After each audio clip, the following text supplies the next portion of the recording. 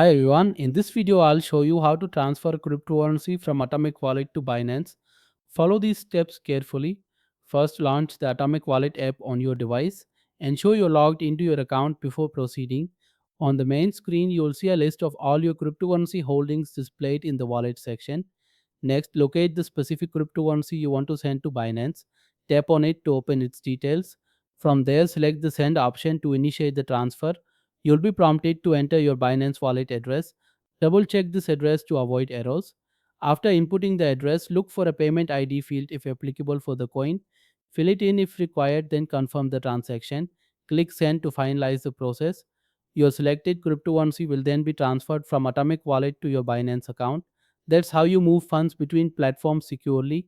If you found this tutorial helpful, please like, comment, and subscribe to our channel for more beginner friendly guides. Don't forget to hit the bell icon to stay updated on new content.